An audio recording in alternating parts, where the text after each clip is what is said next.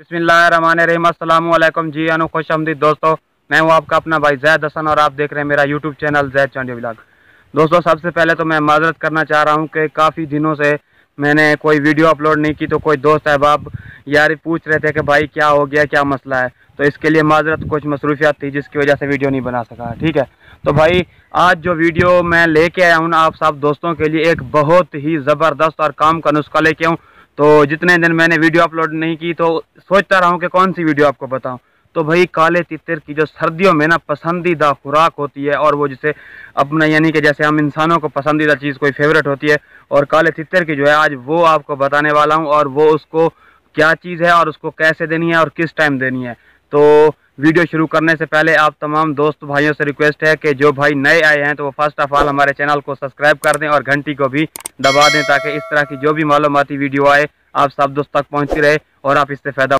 दोस्तों जो काले तितर की पसंदीदा खुराक है वो है बादाम। ये बादाम जो हम लेते हैं, आप कोई अच्छे वाला बादाम ले लें। ठीक है, कुछ उनके रेटों में फ़र्क होता है, ठीक है ना। कुछ में जो रस होती है जिसे गिरी भी कहते हैं वो ज़्यादा होती है, कुछ में कम होती है। ज़ाहिर सी बात है जितनी चीज़ महंगी होगी उतनी अच्छी होगी, तो आप वो ले लें। ठीक है, उसको ना आप किसी बर्तन में 5-4 दाने जो आपने भिगो के रख देने पूरी रात। जब सुबह आप उठें तो उसके ऊपर जो छिलका होता है ना काले रंग वाला या जो भी होता है जिस रंग का, आपने क्या करना है वो वाला हाथ से हटा देना है। ठीक है, हटाने के बाद आप उसके ना छुरी ले लें या वैसे अपने हाथ से कर लें, तो उसके ना टुकड़े टुकड़े कर लें बारीक, यानी कि एक बादाम के आप 4-5 टुकड़े कर लें ताकि आपका परिंदा आसानी से खा सके। तो दोस्तों इधर जो बादाम देने में ना कोई दोस्त अहबाब जो गलती करते हैं वो ये करते हैं कि वो अपने परिंदे को एक तो दिन के वक्त बादाम उसे निकाल के उसके मुंह में देती हैं, जिसकी वजह से परिंदा आपसे डरना शुरू कर देता है और ना ही बोलता है, वो आपसे ही कट होना शुरू हो जाता है।